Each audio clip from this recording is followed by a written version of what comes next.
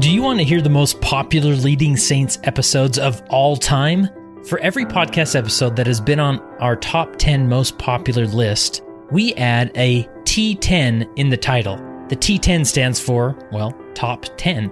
So if you ever want to hear the most popular podcasts, you can go to your favorite podcasting app or to leadingsaints.org and search Leading Saints T10, and you'll see the full list of our most popular podcast episodes.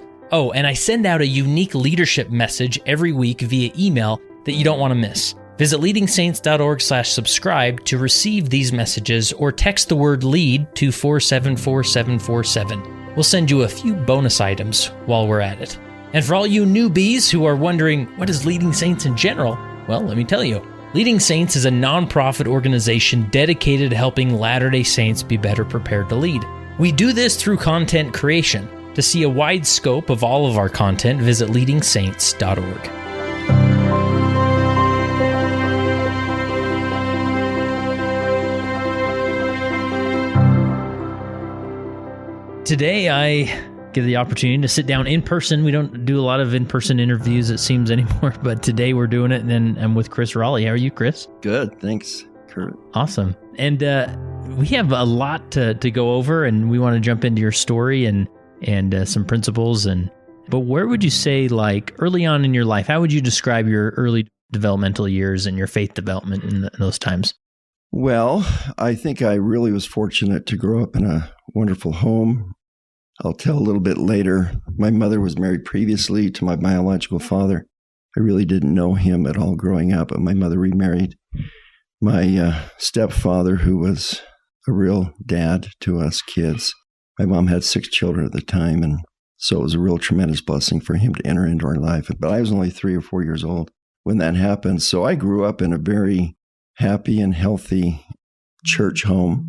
I think my parents, when they got married, they were very committed to making sure that the gospel was premier in our lives. And we attended every meeting, and some families look at stake conference as a Sunday off, but not us. We were there on the 4th row.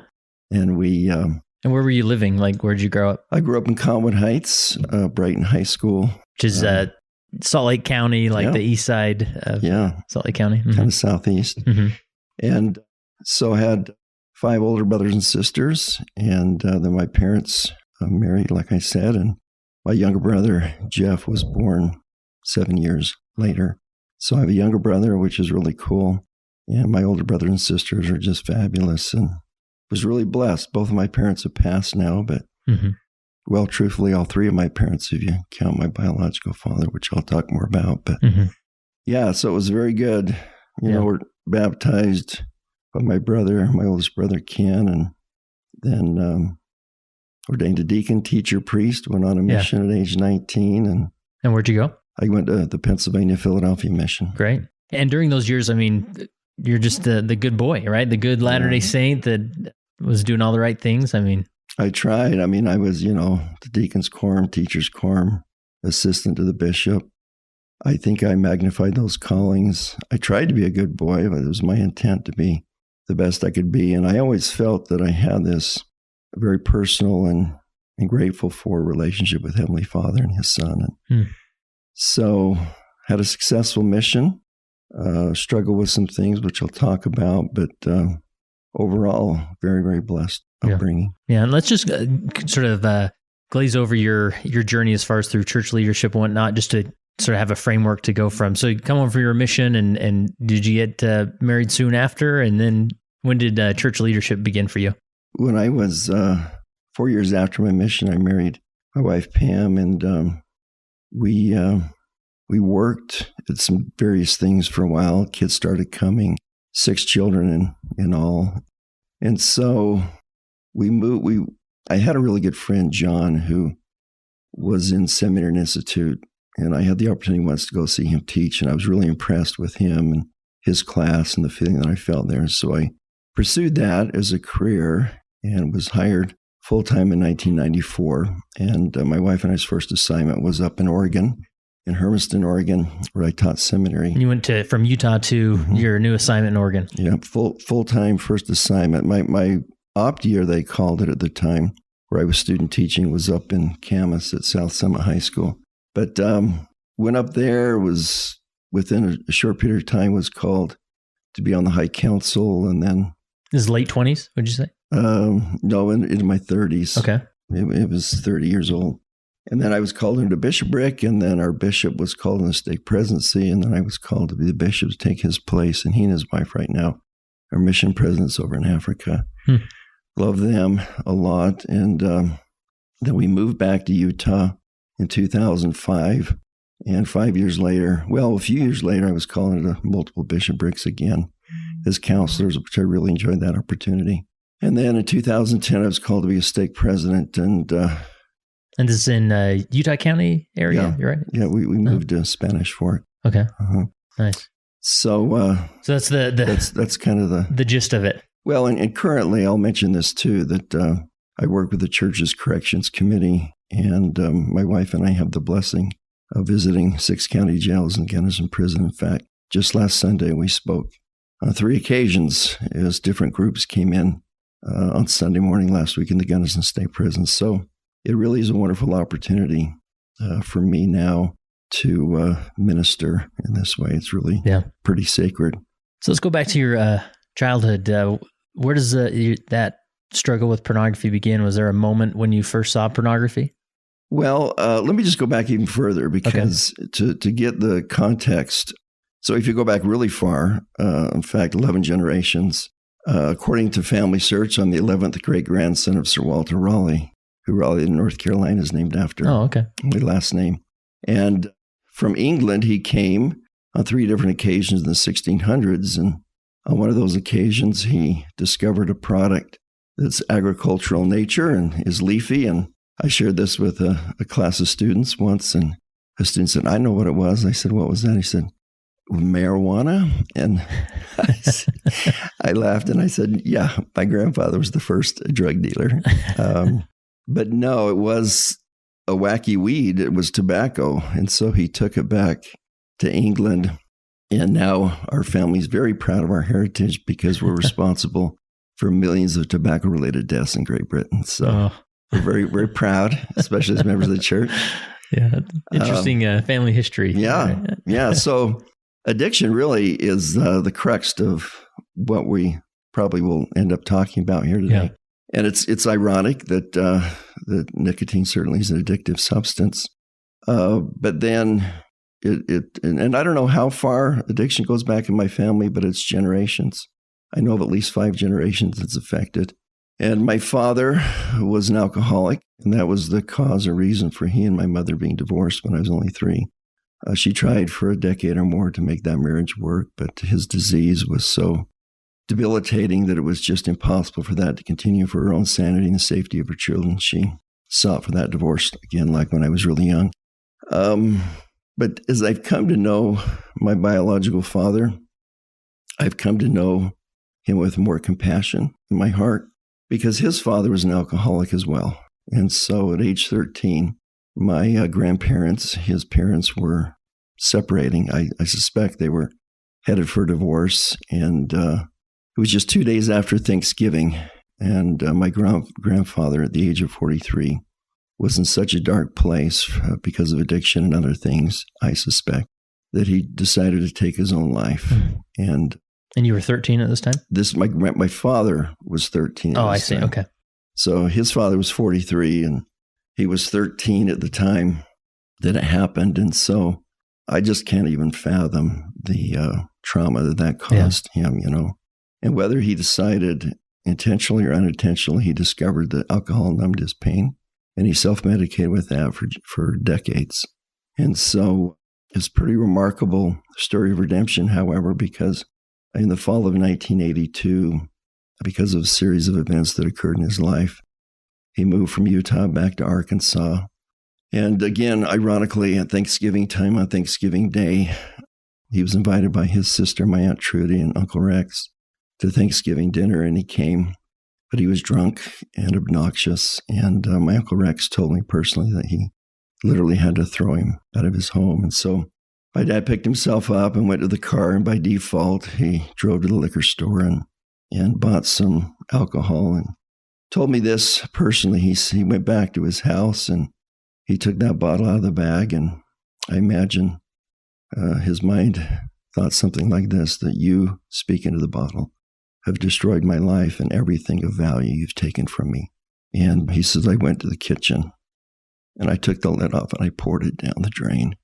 And that's the last alcohol he ever drank. He just in the other room here, I have his sobriety coins framed, and he enjoyed 29 years of sobriety and then actually went on to help people in addiction recovery as a certified counselor, helping people with AA, as well as a beautiful community of recovering men and women, the Harbor House in Fort Smith, Arkansas. And at one point, Elder Bednar was his stake president there in Fort Smith. So it's a pretty cool connection. And he became engaged in the church and whatnot during through all that? Came back into the church. About 14 or 12 years after his sobriety started, he had a heart attack, and the doctor told him, you have to quit smoking, because he was smoking at the time. And so his friend said, well, because the doctor says you'll die of this heart, and you won't survive the next one. And so his friend told him, well, if you're going to stop smoking, you ought to stop drinking coffee too, because they both are very connected. And so he said, I decided to stop both. Well, he's living the word of wisdom for the first time, maybe in his adult life, for all I know. But anyway, he became active in the church, and as part of the 12-step program, he came to all of us children to make amends. And he asked me to forgive him. And I told him, I said, Dad, I was so young that I don't remember. And how old were you when he asked for forgiveness? So I was in my 30s when that happened. And so he did that to all of our kids, and it was very touching. It was very humbling to see him follow those steps so precisely. But he'd never made amends to my mother, whom was probably the most important person. And the story's a little bit longer than this, but I'll give you the abbreviated version. But one year he came to Utah in June of every year. He was at my brother's house, my oldest brother, who's his namesake, and my brother thought, I'm going to ask him about the temple. And he said, Dad, now that you're active in the church and going to church, have you ever thought about going back to the temple? And my dad did not respond to that at all. My brother thought, well, if he doesn't want to talk about it, then I'm not going to press the issue. Maybe it's too sensitive for him. And so he just dropped the subject. Well, a year later, fast forward, and he's in Utah again. He's with my oldest brother again. And this time he asks him, Father to Son, will you take me to the temple? And my brother's first instinct was, well, Dad, it's not that easy. You have to get a recommend. You have to pay your tithe, and you have to see the bishop. And as my brother was explaining that all to him, my dad pulled out his wallet and showed him his recommend. He's ready to go. He'd spent a whole year preparing to go to the temple. So they went that night. It was a weeknight, and it was such a wonderful experience. They decided, let's do this again on Saturday. And so I was living in Oregon at the time, so I wasn't part of this, but some of my siblings and nieces, nephews were able to do an endowment session at the Jordan River Temple that Saturday morning. And my sister was coming out of the session into the dressing room when she runs into my mother. And my mother, no one planned that. At least on earth, they didn't plan it. And so my mother said, what are you doing here? And my sister said, what are you doing here? She said, well, we're doing initiatory. It's a high priest assignment. We're here in the temple doing that today. And then she said, what are you doing, to my sister? And she said, well, brace yourself, Mom, but your ex-husband, my father, is here in the temple. And I don't know, and can't even imagine what went through my mom's mind, but my sister said, well, come on out into the foyer and we'll just say hello. And my mom called me that afternoon, was reluctant to do that, but my sister was pretty persuasive and asked her to come in the foyer. And my mom then picked up the story and she said, I saw him in the foyer and I thought I'll just go and shake his hand and be polite. And as she reached for his hand, he grabbed hers and he pulled her close and he made amends. He said, Barbara, I'm so sorry for the years of hell that I put you through. Will you please forgive me? And my mom, with a voice choked with emotion, she says it felt good to finally hear an apology. And so for that, I'm so proud of both my mother and father that they were able to come to terms with some severe trauma, difficulty, and dysfunction that ran in our family for generations. But if we can improve one generation to the next, I think God is pleased. Yeah. And I certainly think our family's evidence that. Yeah. So with that backdrop, What's your earliest remembrance of maybe just that struggle with your own personal addiction? So here's the interesting thing about that is that I didn't know my family history. I didn't know about the genetics, and I think genetics play a role. In recovery, you learn that a lot of people struggle, and it's a family cycle, right? Just as it was in my family. And so I didn't know there was a genetic component. I really believe that some people are more inclined to be susceptible to addictive behaviors than others. And, it's just kind of a roll of the genetic dice with regard to what we get. But, I grew up, like I said, in a really wonderful home, and a wonderful family. But it was pretty amazing when, I don't know, probably around 10, 11, and 12, my interest in G.I. Joes and Tonka trucks and Legos was replaced by girls. And I just thought, wow, all of a sudden these toys don't look as fun to me as the girls at school. And so, I took an interest in that, didn't know anything. As a culture, we don't talk a lot about intimacy and sex, but especially that time, right? I mean, yeah. I got one talk from my mother. It was about the birds and the bees, and she said, "Are you okay?" And I just smiled and thought, I want to get out of here. Yeah. Yes. If I say yes, can I go? Right. That's right. So I said yes. Uh-huh. So anyway, but between 7th and 8th grade, I discovered that the body has a means to pleasure oneself. And it wasn't, I'd never seen it, no one ever told me about it. But, I think it's pretty common for boys at that age to be drawn to, the opposite sex and inappropriate materials and masturbation and so forth. Mm-hmm. And so I wasn't really exposed to any pornography, a little bit as a teenager, but my imagination was sufficient. And so struggled with that, talked to my bishop about it. And, back then, really good, loving priesthood leaders gave counsel like, take a cold shower, do push-ups, run around the block, and read the Book of Mormon. And I believe all of that can be helpful. But I also believe that addiction is a brain ailment. I think we don't have a problem calling alcoholism a disease. And I know that my father struggled with that real disease. But other addictions, opiates, alcohol, gambling, it all deals with the same pleasure centers of the brain. And so that dopamine is very, very powerful drug. And so anyway, I just would check in with my bishop periodically before my mission. I met with the stake presidency and disclosed my challenges. And again, it's very, very common with missionaries as well, I think. I don't know if people would be surprised to know that, but I've talked to other mission presidents, and it's very common.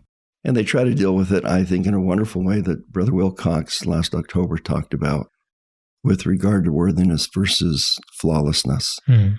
So anyway, went on my mission, felt very worthy, felt clean.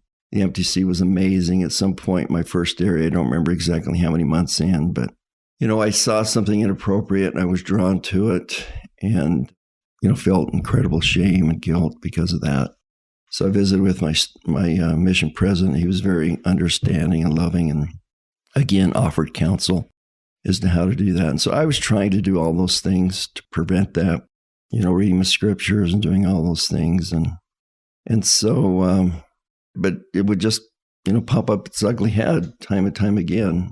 And as a missionary, this was in it's not that you had access to pornography. Maybe you'd see some here and there, but this is mainly just struggles with masturbation. And yeah. Well, and, in the world in which we live, there's so much out there that offers the stimulant. So anyway, came home from my mission. Problem didn't go away. I thought getting married certainly would cure that. I think a lot of young men think that. You're not the first to that's a fallacy. Assume that, yep. It's a monster of its own vice. I mean, it is, it requires you to feed it. It's just remarkable. It is an addiction. And for some, I want to be careful here because for some it's not. I don't want to label everyone's This is just your story. But this is my experience. In fact, I counseled with a man once who said he grew up in the church. He did not grow up in the church, rather, and looked at pornography and didn't think it was a problem. People around him didn't think it was a problem. Then he joins the church and all of a sudden he starts being sensitive to this and maybe he shouldn't do it. And he said, I didn't think I was addicted until I tried to stop. And then I couldn't stop. And I realized then that something more was in play. So marriage didn't solve it. It showed its head again. And in your marriage, I mean, is this something that you talked to your wife about, or you discussed, or were you caught, or I mean, how did it manifest itself in the context of your marriage? Well, I knew it was a problem. I talked to my bishop about it. Some people are of the opinion, don't talk to your wife about it. I didn't think that was a good idea. I thought it was important to talk to her about it. And so the first year of our marriage, I disclosed that I challenged from time to time. And I could go weeks and even months without having any type of relapse or anything like that. And so, it wasn't really news that she wanted to hear, and certainly not anything she deserved to hear. She's an amazing woman to this day. But so I lay that burden on her shoulders, and I think she tried the best she could to deal with that. Was it would you say, like, over that time of that marriage, was it a strong, sticking point? Like it always came back to that, like that was the center of a lot of friction in your marriage? Or it would just come and go, and sometimes it would flare up and other times not? Well, her counsel to me, which I think is certainly responsible, is it's my problem. I got to fix it. And so I tried desperately for years to do that. And then just, prayed 1,000 times to have this burden taken from me, but I just could not get rid of it. And so I think it may have been an underlying factor. Mm-hmm. But I mean, generally, would you say you had a good marriage during a lot of those years? I believe so. Yeah. 6 children later. I mean, she's a good woman, and we had fun together. We'd go out on dates on Friday nights, and she was supportive in the church callings, and she did all the things that she was asked to do. Mm-hmm. And so, I think overall it was very, very good. But of course, there's this underlying thing that's happening that isn't talked about much or at all in some instances. And so, were you seeking help during these early years of your marriage as you were, talking with your wife about it? Did you seek professional help, or was it more of just, I just got to get this handled on my own? Well, maybe professional help was available then, but I wasn't acquainted with it. We're talking 40 years ago, 30 years ago. And I suspect that there could have been that avenue, but, to me, I just thought it was a bad habit. Mm-hmm. There was even a pamphlet that came out when I was a teenager entitled To Young Men Only that talked about this issue. And I just thought, well, you just stop the behavior, you don't have a problem, right? Yeah. I didn't know about the brain condition. I didn't know about the compulsion, the drugs involved in addictive behavior. And so, tried to make the best of it. And I did talk to priesthood leaders countless times about the challenge, and the encouragement was always there, the love was always there, the support was there. And I think another man understands the challenges. May be harder for others to understand if they've not experienced that themselves. But again, there really wasn't a template that really had good success. Yeah. As far as treatment and therapy that I've been involved in now, because that is essential. If addiction is an illness, it requires medical attention and treatment.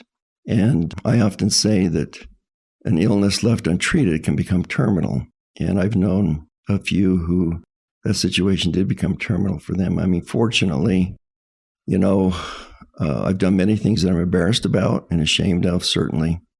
But I've never had an affair, whether it was emotional or physical.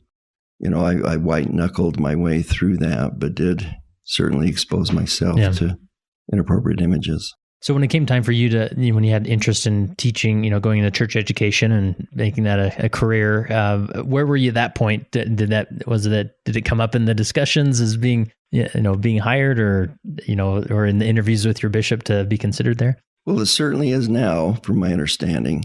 And here along the way, I'm really glad you asked this, Kurt, because at every point in these milestones, I thought, okay, this is the cure. Mm-hmm. I found it. Here we go. Yeah.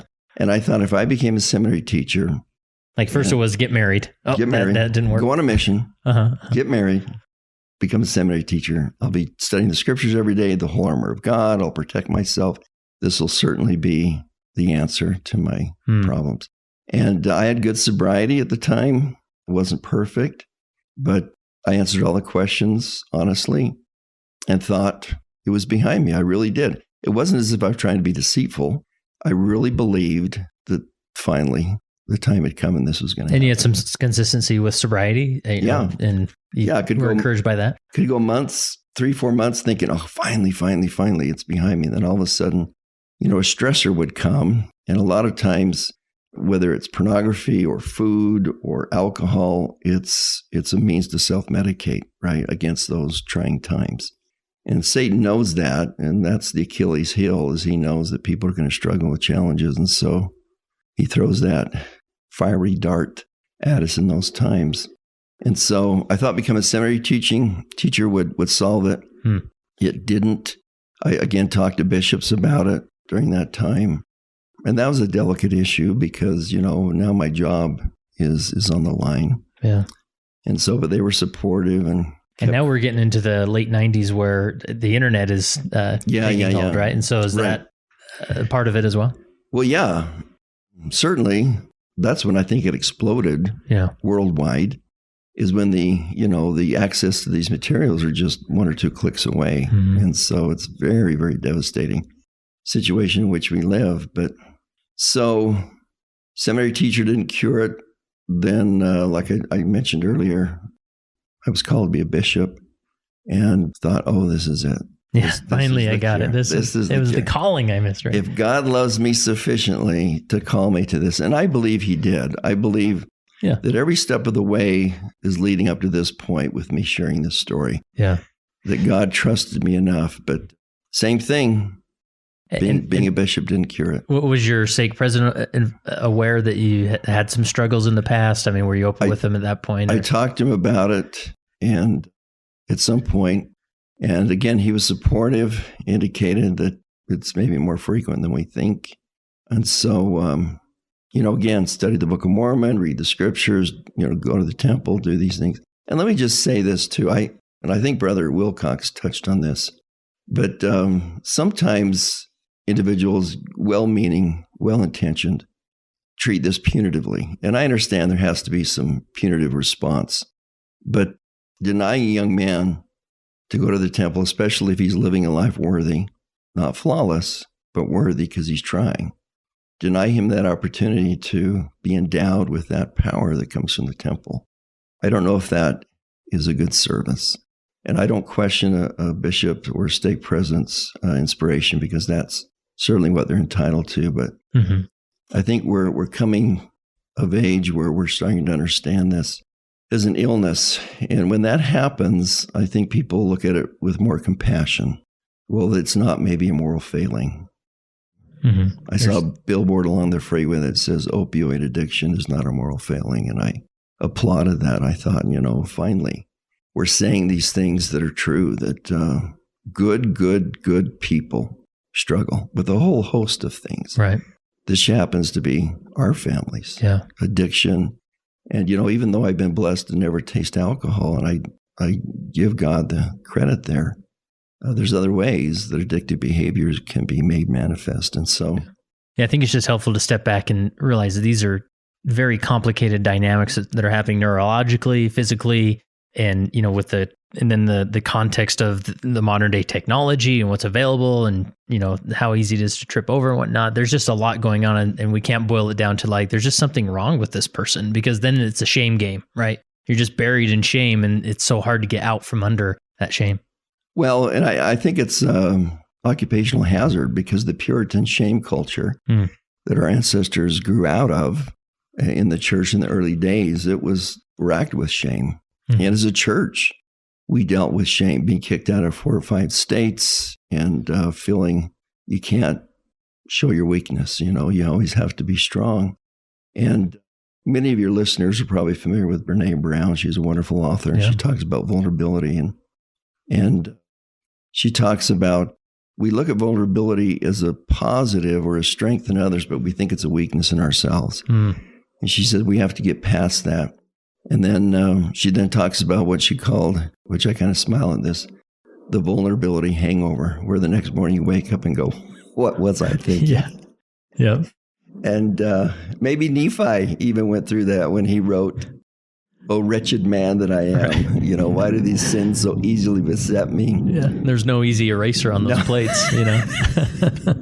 Exactly. We're talking metal. So he woke up the next morning and goes, oh, my goodness. Yeah, what have I done? I guess it's there. Yeah, here we go. On to chapter 5, right? I love that. So, yeah. So going back to you get called as a bishop, and that was, you know, you mentioned, you know, being in bishoprics and high council, and there's sort of be these leadership opportunities, but this is like, now you're the father of the ward, right? That a judge in Israel, like there's something heavy about this role, to this feeling of like, now maybe I got it figured out, like this will make me super good now, and I'll be able to resist more. I'll be, you know, blessed with strength and whatnot. Was there a moment when that started to break down for you? Well, that's what's so complicated about this, because, I mean, some people would look at this and say, you know, how could God call an imperfect person like myself? Or somebody who's maybe, he's imperfect, but he's got some serious struggles here. Yeah. Right? But the Lord has no other option but work with broken vessels. I mean, we're all fall short of the glory of God. And I know there needs to be a standard, and I've always tried to abide by that as best I could. And I can honestly say that. But yeah, there's this paradox. There's this horrible, you know, infighting with yourself. Like, you know, how can I behave in such a manner? But you know what, Kurt, it's really remarkable to me that I felt God's love through this entire journey. I've never felt, I knew he wasn't pleased with some of my behaviors, but I never questioned his love for me. And I'll tell you more in just a minute about what he told me back in 2013. But anyway, that love has always been felt. It's, you know, get back up. You can do this. And I hope everyone who struggles with some form of addiction gets that feeling, because I think there's an iron rod next to the path for which we all walk, in part to pull ourselves back up when we fall. And the truth is, we will fall. We all do. But he's there lovingly lifting us up and helping us back on that path to grab hold and to go a few more steps forward. Yeah. So was there, you know, that time serving as bishop, was there this cadence of confession with you and the stake president? I mean, I remember a moment as a bishop where I had a really hard day and I was struggling, and I was at the bishop doing, you know, my Tuesday night interviews, and I had just this all sorts of stuff happening at work, and I remember shutting the door and just thinking, man, I wish I had a bishop to go to. And then the Spirit told me, well, yeah, you can go down the street to the stake president, and like, oh yeah. And so I drove down there. We had a great conversation and gave me a blessing and whatnot. But there's this feeling of like, you know, the loneliness of leadership, which I talk about a lot, you know, there of like, well, I don't want to diminish the trust that he has with you and the stake president. So what was that cadence like as far as like, well, here I am again? Well, if I'm vulnerable and I show the weakness, then it's that whole thing about flawlessness versus unworthiness. Yeah. And you worry about that. You don't want to disappoint anyone. You don't want anyone to think less of you. And so, yeah, it was difficult.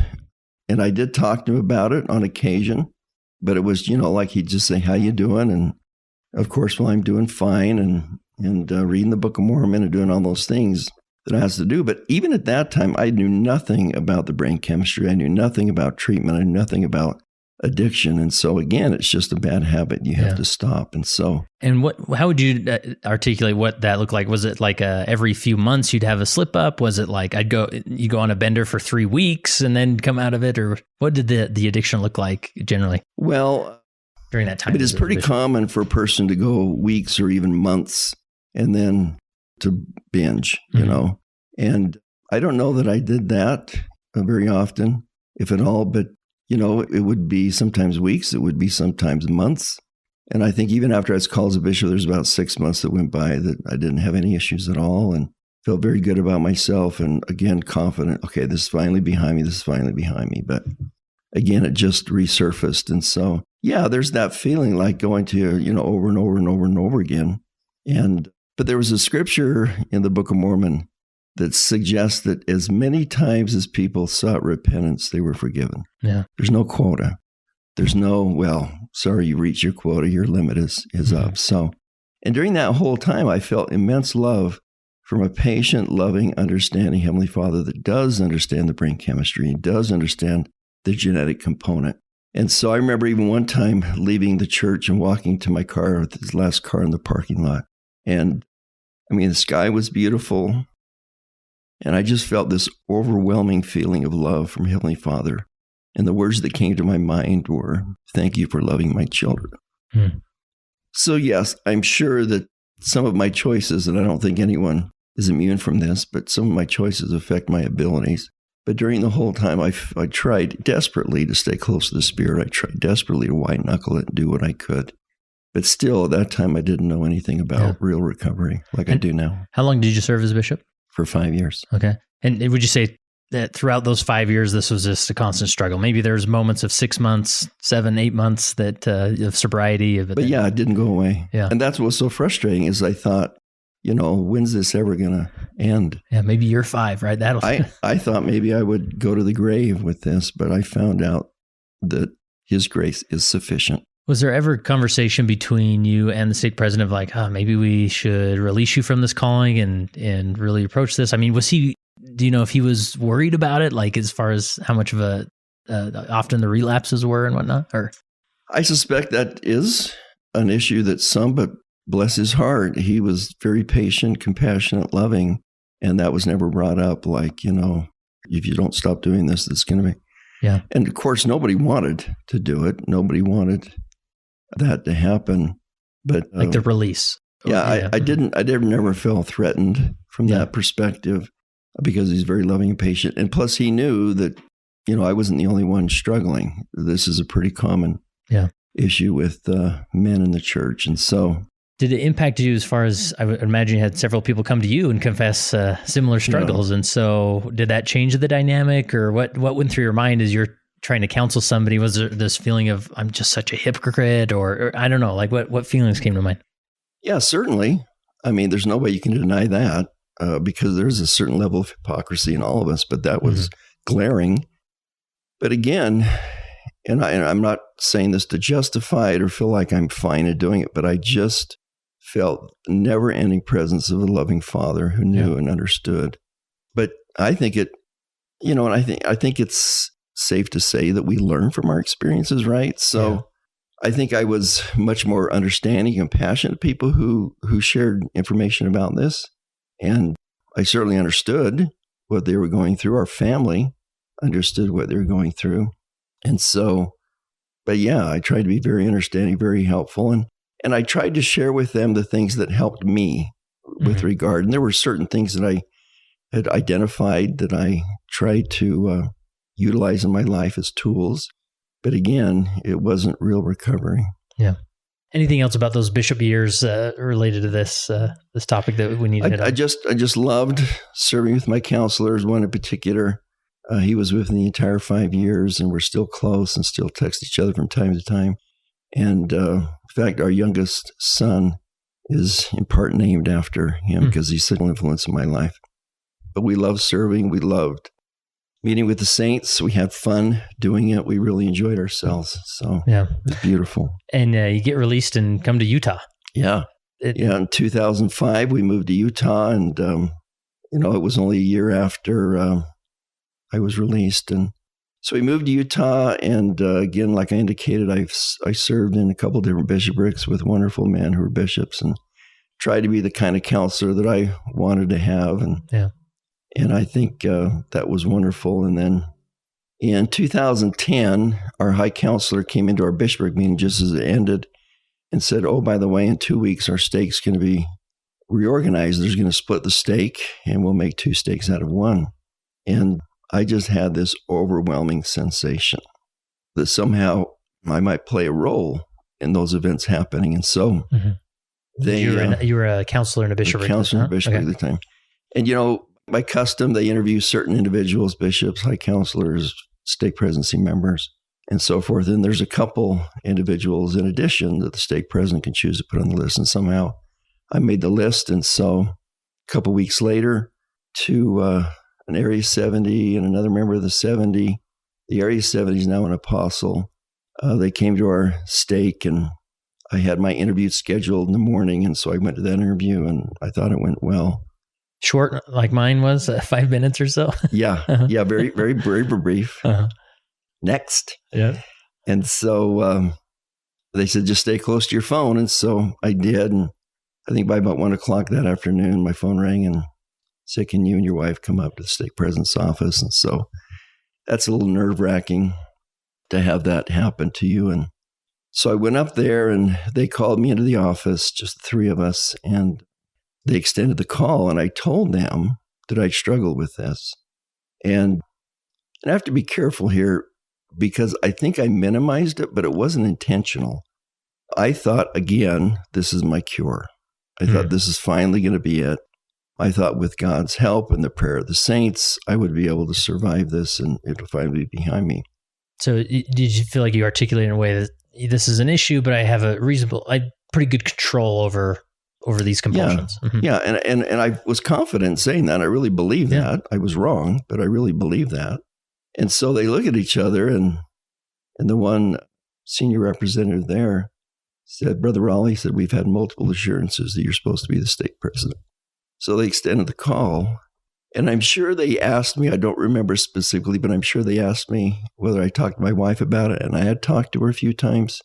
And so I told them that. And so then they called her in and asked some questions of her. And they seemed to be satisfied with those answers. And so anyway, I went home that night. I was very sleepless. And I thought, they've made a mistake. I'm not worthy. I need to tell them that they've made a mistake. So the next morning I intended to go in there, but as I entered into that building, the Spirit said, I'll cover you. You just need to sit down and listen. And so I did. And we called counselors, and the first 7 months of that was just amazing, wonderful. And then this demon of demons raised its ugly head again, and I was just so devastated. But like you said, the loneliness of leadership, right? Who do you talk to about that? Especially a stake president, because as a bishop, you have a stake president, but I mean, you have maybe a assigned area authority, but it's more like an administrative thing. But who do you reach out to? Well, I mean, Well, it's tough. It's tough. I mean, on occasion, once or twice a year, general authority will come to your stake conference. Yeah. If you're lucky, and there's opportunities there, which I'll tell more about in a second. But anyway, so I just, white-knuckled it and fought it and prayed about it. And again, I felt the Lord was understanding. But there certainly was that feeling of hypocrisy. But I feel like I was effective both as a bishop and as a stake president. I feel like we got a lot of things done. Counselors were tremendous. You were probably connecting with people, feeling the Spirit. I mean, you were... It's not like you were this empty, hollow vessel walking around as a zombie, right? Yeah. Right. Yeah. Yeah, it was all very, very good. And even after a relapse here and there, I would, and it's very common, that you repent sincerely and heartily and read the scriptures more and you're more dutiful. And so it's kind of a roller coaster ride in that regard. Let me ask you about just, obviously, a lot of these relapses can be connected to extra stress and just those moments, those tough weeks, right? Or tough months or whatever it is. And I remember as a bishop, we sort of paint this picture that, if you serve in these roles, you get extra blessings, which, I could probably write a long list of what those blessings are. And then we sort of default to, and your family's so blessed. But I remember a lot of the times arguments that my wife and I would have while I was bishop wasn't just tangentially related to me being bishop. It was because I was bishop. Like the stress that would put on the family some weeks was a lot, and it would be, emotions would boil over. So going back to this experience, like, do you feel like just the stress of being a leader in these roles often maybe led to a relapse? I think that's absolutely true. I think that, how do you deal with those stresses? Yeah. I mean, we don't drink alcohol. We don't use prescription drugs, hopefully inappropriately. But Satan knows that there's this inborn compulsion to procreate that's already there. And so, in your situation, he'd already leveraged that and abused it time before. So yeah. And then, knew the genetic component of all that. But anyway, so it was difficult. That went on for about 3 years of me just white-knuckling and doing the best that I could. And then we had a general authority come. And it was really interesting because he was not originally assigned. And how long had you been stake president at this point? So for 3 years. Okay. For 3.5 years at the time. And within a week or so, we got notification that he was going to be coming instead of the other one. And so we, got all our ducks in a row and made the changes to whatever we needed to change. And so he came, and on that Saturday, he talked a lot about addiction, talked a lot about pornography to the priesthood leaders and priesthood leadership, and then talked to us about it in the office just with the stake presidency. And then Sunday morning had a priesthood leadership where he talked more about it. And I'm just like, oh my goodness, he's preaching to the choir. And so again, talk about restless night.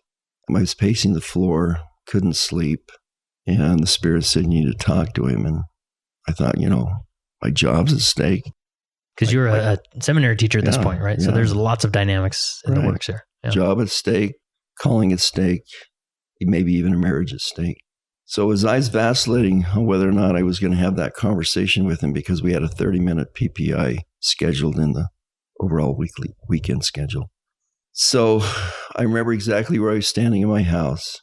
And like Enos, the Lord spoke to my mind. And he said, tell your story. If you tell your story, I'll cover you. Just tell your story. And I've been doing that ever since.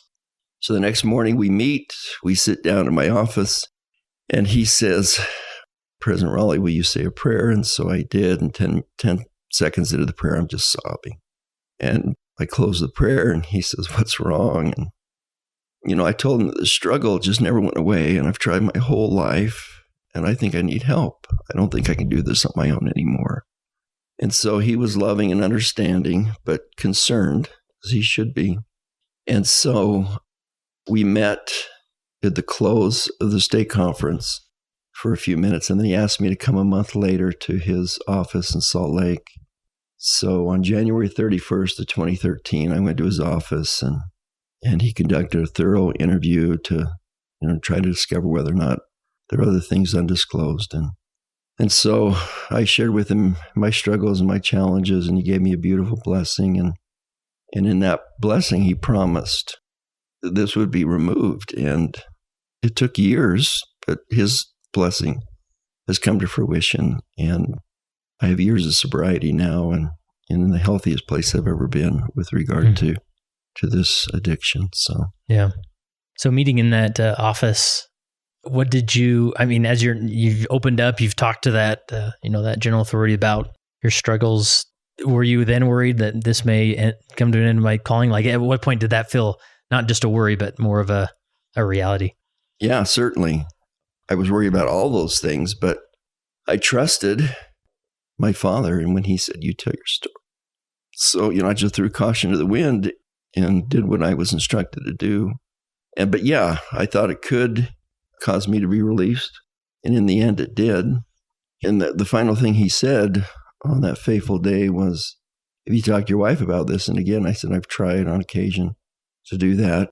He said, you need to do it again today. I said, go home and talk to her about it. So I did. And she was understanding, and she was patient. But there's something that she started to experience that I didn't even know what it was at the time, but I've come to be well acquainted with betrayal trauma and what women might go through when a disclosure like this is made. And so she was spiraling down. For me, on the other hand, I had sobriety, and I felt worthy, and I felt like, things were going well. And so I was on an upward trajectory, going one way, but she's going in the opposite direction, which is very difficult. And I hope and pray going forward that there's more of a template for leaders when they come forward with information like this, because I was instructed to email once a week for accountability and to read a couple books about addiction and pornography. And so I did that and thought, well, I'm in recovery, right? This is what I've been asked to do. I even inquired at that meeting in July whether about 12-step, because I have a brother who has gone through similar situations and was well ahead of me on the recovery game, and I'm so proud of him for his example to me. And so I asked the general authority about that, and he was reluctant for very good reasons. for me to go to those meetings, because if I was seen by someone, as a seminary teacher, stake president, that would be a challenge. And so when he said that, I was almost relieved, like, oh, I didn't want to go to that meeting anyway, right? So I think nobody really wants to go to the first meeting. No. No. They look forward to maybe others, but that first one's a tough one, right? Yeah. So anyway, but it was just, I called it a perfect storm for all the wrong reasons. Yeah. Talk about the loneliness. It was especially true for my wife. She didn't have really any, did she go to our bishop and tell the bishop, the stake president, struggling with this? Yeah. It was just very, very difficult. Like you said, there's no template, right? And who knows if there is now, but just it's be worth like thinking through, like, even a stake president thinking through, what if a bishop is struggling? How do I get those resources and help? And I mean, it's just, and that's why everybody involved had the best intentions, probably didn't handle everything perfectly, in hindsight, but here we are. Everyone tried. Yeah. Everyone tried their best at every level, but we've learned more in the last 7 or 8 years than we knew then as well. Yeah. And so after about a year, I still felt like I was doing well, but my wife was not in a good place. And it felt like we were just treading water, just for so long, it felt like we were going to drown. And so I reached out to the general authority and asked him if I could visit with the Area 70, who would come in occasionally. And he consented for me to do that. And so I disclosed that to the Area 70, and he immediately tried to come in and help us out. But it was difficult for him too, And when you say help us out, like as far as give counsel and encouragement? Give counsel, between you and your wife? Yeah, okay. And maybe even some marriage counseling efforts there. But, he wasn't a professional at that. But again, he did the very best that he could. Yeah. Did you seek professional counseling? Or not initially, but eventually we did. My wife and I started going to a marriage therapist, addiction recovery therapist. We went to multiple, and some had really good experiences and some not. And I just realized that the landscape is kind of all over the map with regard to how people view this and with the counsel they give and the direction and suggestions they offer. But anyway, it was somewhat helpful. But, with my wife's challenge of this and betrayal trauma and how difficult that was for her, ultimately she decided that divorce was the best option. And, I support her and appreciate that was the decision she had to make. Mm-hmm. And you're still the stake president when she's made this decision, right? Still the stake president, but that was kind of the nail in the coffin there too. And so it was determined that we weren't going to immediately improve. And so it was determined to release me after 5 years. And so the whole stake presidency was released and a new one was called. And I love those men dearly and work with them all closely. Yeah. Was it difficult to articulate that to the stake? These are such personal issues, but they, affect things that are more public, positions that are public. Was it hard to do that? Well, yeah. I think I heard that there were rumors going around as why we're being released after 5 years instead of 9 years, which is typical. And so, we just had to put on a smiling face and go forward. But the Area 70 felt that I still had, that maybe we had, my wife and I both, the ability to contribute to the kingdom. And so he talked to the powers that be. And shortly thereafter, I was called to the church's corrections committee, working with jails and prisons in Central Utah. And it was a husband and wife calling, and my wife and I tried to do that for about a year, but it didn't work so well for her. And so she has to be released from that calling, which I totally understand. And so the divorce didn't come immediately after your release. You maybe gave a few additional tries. Well, and once the divorce was determined, it was a policy of seminaries and institutes. And I don't think this happens all the time now, which I'm grateful for. But, that was kind of the final nail in the coffin, that I received a termination date. And they were very, very good with me, helping me transition out of that. I just owe a debt of gratitude to the church and seminaries and institutes and all those who lead them, because they've been very supportive during this whole process. But the blessing of that, while I'm on that topic, is that I've been able to have conversations with them for the last 6 or 7 years about addiction and about challenges that other seminary and institute teachers face. And it's been very, very helpful for me to be able to share that information And my hope and prayer is, and I've been assured that it's blessed many lives because of those frank, open conversations about how we can respond to this, maybe differently than we responded in the past. So that was a real blessing. But I continued to get help, was referred to by a mentor and one of our directors on the corrections committee. I wouldn't have been able to get in to see this man without his endorsement or referral. But he was my therapist, and I just love him dearly. And he was the greatest champion for me and cheerleader and encourager. Because as I visited with him, I started to realize that maybe I was more normal than I thought, that I wasn't this by nature a wicked individual. And so he was really a tremendous blessing to me. But he met with my wife a few times, but she was to the point where, and again, for her own sanity and for her own safety, she had to make those decisions, and I honor that agency. And so the divorce, we started the paperwork, but I didn't have a job at the time, so it was a little bit delayed until I was able to be reemployed so that we could base the calculations for financial assistance on that.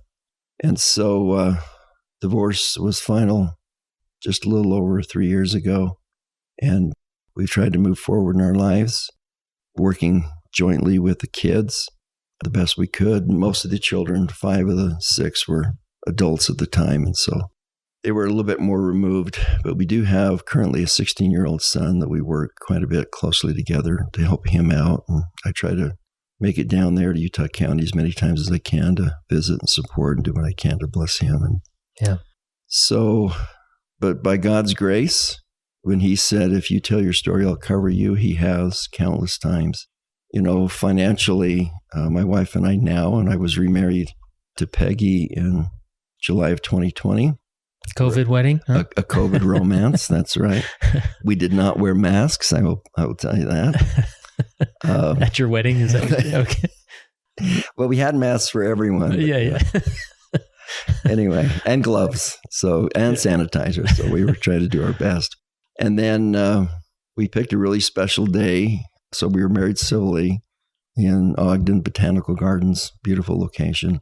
So because of limitations and gatherings back then, it was only immediate families. It was a pretty small gathering, but we were able to be sealed in the Ogden Temple on 10/10/2020, which is a really cool date, nice. 10/10/2020. And so we live here in Roy in this beautiful home, and Peggy is the love of my life now. It just indicates that God is able to find a silver lining in the darkest of clouds. And the first time I ever spoke to her on the phone, she told me about her past a little bit with her ex-husband. And some of the challenges were aligned a little bit, not all that much, thankfully. But I knew she had to know because this could be a deal breaker for her. And I did that with all the women I dated. I told them if I felt there was going to be a second or third date, I was very honest about why.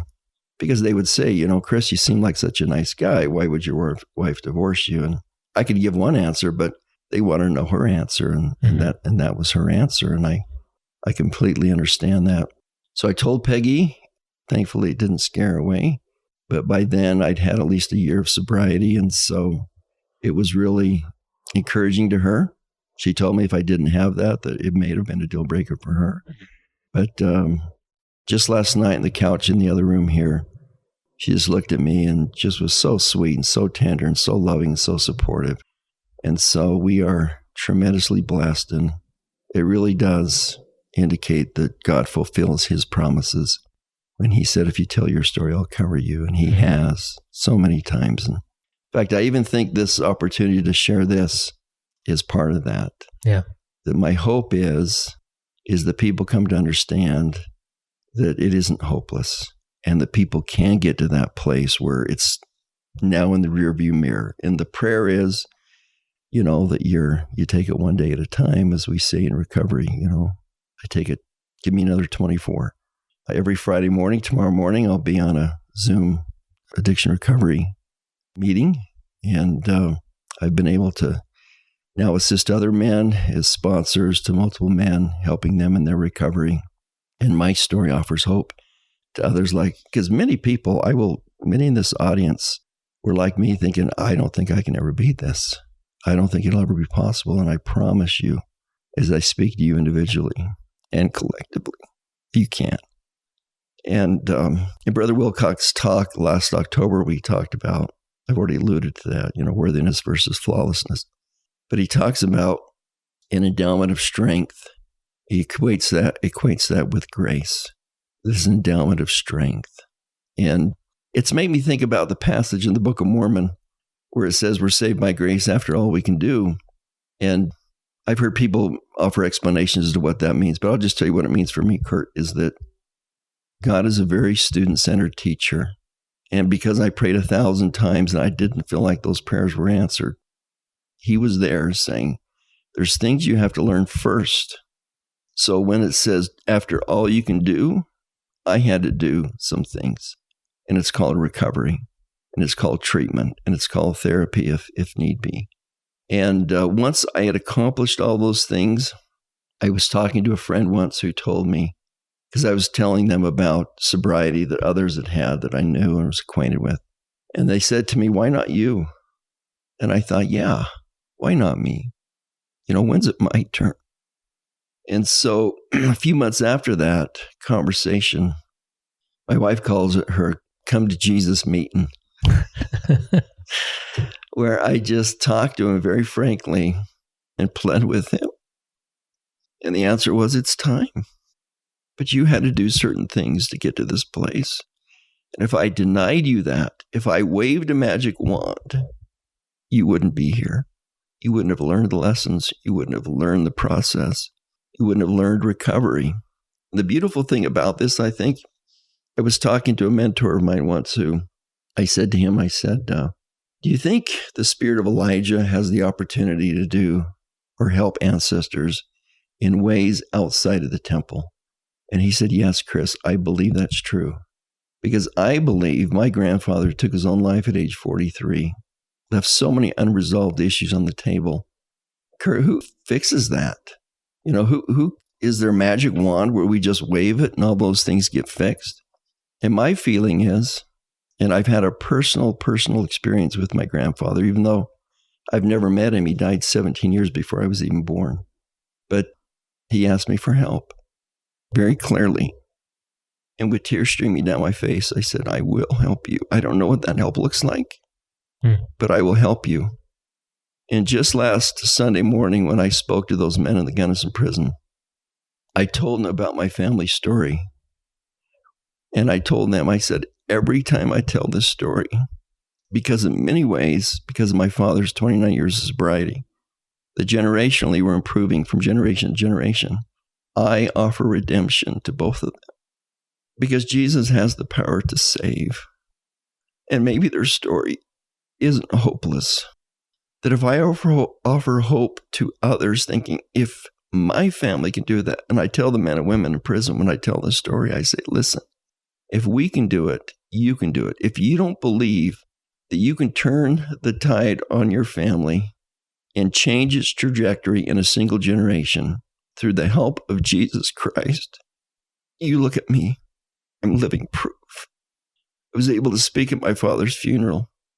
And the three speakers before him were friends of his from AA, and they all stood up and started their talk the same way. They said, hello, my name is Jason, and I'm an alcoholic. And everyone in unison in the audience, all of his AA friends, said, hello, Jason. I thought, wow, we're in an AA meeting. The next speaker, Mark, friend from AA, stood up, started the same way. Next guy, same way. And I thought, what am I supposed to say? And these words came to my mind as I stood at that pulpit in a small mortuary chapel in Fort Smith, Arkansas. I said, hello, my name is Christian. I am my father's son. And by the grace of Jesus Christ, I'm not an alcoholic. And I wept. And people in the audience wept. It is by the grace of Jesus Christ that we can find healing from an illness that is real. But it doesn't happen without treatment. We can't expect to be cured of any illness without getting professional help. And to anyone who struggles, you're not alone. I often say in our recovery meetings, I say, guys, for every one of us, there's 1,000 who suffers in silence because they don't know where to turn. They don't know help is available, but more and more help is available. And your bishop should know or understand treatment programs. The church has a wonderful ARP meeting that I first started attending. I just drove to another county 45 minutes away to attend that meeting because I knew I needed that help. And so the meeting I go to now is LDS based, and it's wonderful, but it's based not solely, but mainly on the principles of Alcoholics Anonymous, which to me and my family's pretty tender because that was so important to my father and his recovery. But I feel like almost that my dad, my biological father, who struggled with addiction himself, has handed a baton to us, the next generation, and said, please carry this. Yeah. Because he was passionate about recovery. At the viewing before his funeral, I stood at the casket, and men and women I'll never meet again, Immortality, came up to me and said, I'm sober 6 months because of your dad. Wow. And that was powerful to hear that witness and the difference he tried to make. In fact, after we settled his estate, I felt impressed. I had an experience in his home. I slept in his bedroom back there in Arkansas, and I just felt that he wanted to give. He wanted to give more. And so I told my brothers the next morning, I said, after we settle the estate here and get some money, I'm going to do it.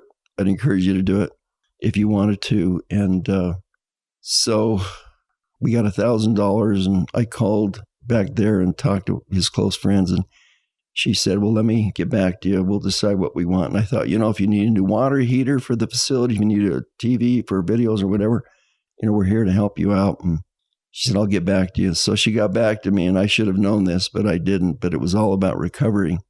And so we were able to buy 150 big books from AA. Mm-hmm.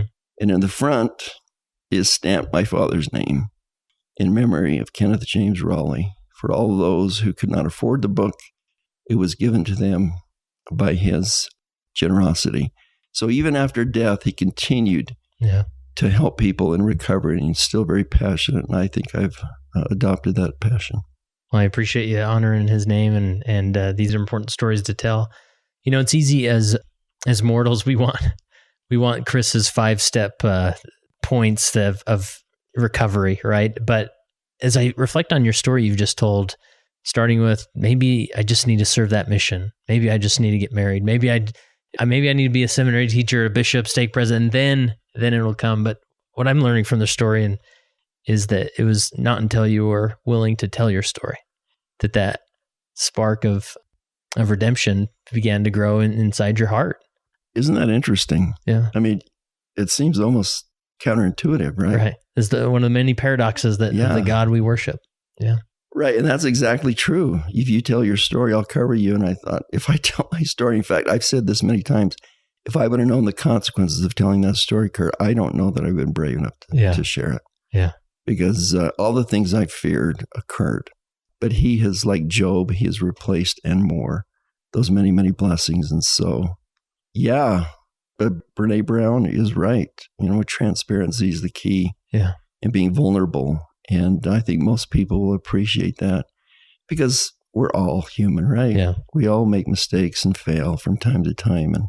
And as we wrap up here, I want to focus on that topic of bravery because I know that there are probably leaders listening, bishops who, from the perspective of their ward, this bishop has it all together, or that stake president, he probably doesn't even worry about sin. In those quiet moments in his home when he's alone, he suffers in silence because he thinks there's no way I can speak up. And so if we were talking to that leader, maybe that's where they could start, is find somebody to tell your story, even if it's the homeless man on the corner, right? Like start there. I want to put out the invitation to everybody listening that, I'm one email away. Maybe it's hard to tell your bishop, your stake president, your whatever, but I'll take your email and I won't run to your bishop and tell him, but I'll just sit with you in that. And I want to just hear your story, right? Anything else message that you'd give to that one leader out there who's maybe suffering in silence? Well, and I'm open to that too. If individuals want to contact me, I'm more than happy to help in any way that I can. But it's very, very difficult. But if we live in a culture that encourages some levels of dishonesty because of shame, then maybe we can change that culture.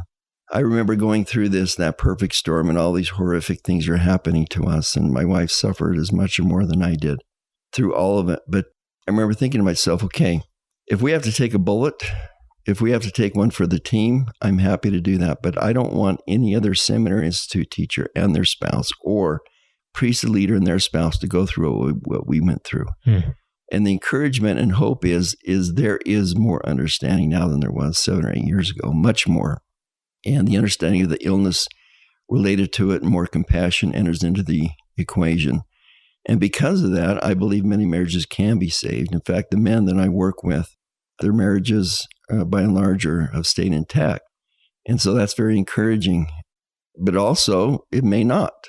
And you have to be willing to consider that as well, as it was in my case. But yeah, I guess in some respects, it's a compliment that God trusted me enough that he knew that I would open my mouth, that I would tell my story. It's not just my story, it's my family's story. I mean, my children have gone through so much because of this. But they understand that we're trying to course correct generations and generations of dysfunction and addiction. That's not easy. That weight is very, very heavy. But the hope and prayer is that we'll change that trajectory for our children and grandchildren, that they'll be able to walk a better path, not without challenges, because that's part of the moral experience, but with more understanding and more compassion and more openness and more transparency. We talk about these things with our children instead of just, not talking, which is mostly what we've done. And so it's probably the most complex thing that God's given man and woman, this concept of sex and intimacy and procreation. And yet we just don't talk about it very much. Yeah. And so my hope and prayer is that this opens the door to a conversation that is healthy and encouraging, and realize there is life going forward without this. Again, I'm living proof. I think many people maybe started this podcast episode, obviously a podcast about leadership, thinking they're going to hear about a story about leadership gone wrong. But I think what they've heard is a story of leadership gone right. And it's easy to, classify you as a leader who's served in some of these callings, as we talked to many individuals with that experience. But you obviously became a leader that was asked to tell your story, and you've done it again and again and again. And that's like the purest of leadership there, that I just love hearing those inspiring stories. So as we wrap up, last question I have for you is, as you reflect on your time as a leader, how has that helped you become a better follower of Jesus Christ? Well, I've come to know Jesus in ways I never knew I could. I personally felt his redeeming love and the consequence of him shedding blood on my behalf. So I never knew, you think I would because I taught seminary, right? I never knew the depths and the breadth of his undying love for us, his children. And my wife and I often offer this prayer that all we want to do, and I offered this prayer before you arrived today, all I want to do is serve you all the days of my life. And the older I get, the more and more I appreciate why I will praise his name forever. He doesn't need it, and I don't think he even wants it. I think there was an Elder Holland quote, and I hope I get this close, but he says that we should understand that we're to love God with all of our heart, might, mind, and strength. But first know that he loves us with all of his heart, might, mind, and strength. And I found that to be true, and I'm a willing follower.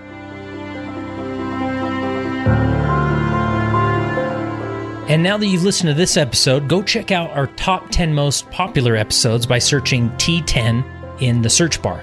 And be sure to subscribe to our weekly email leadership message by going to leadingsaints.org/subscribe or text the word LEAD to 474747.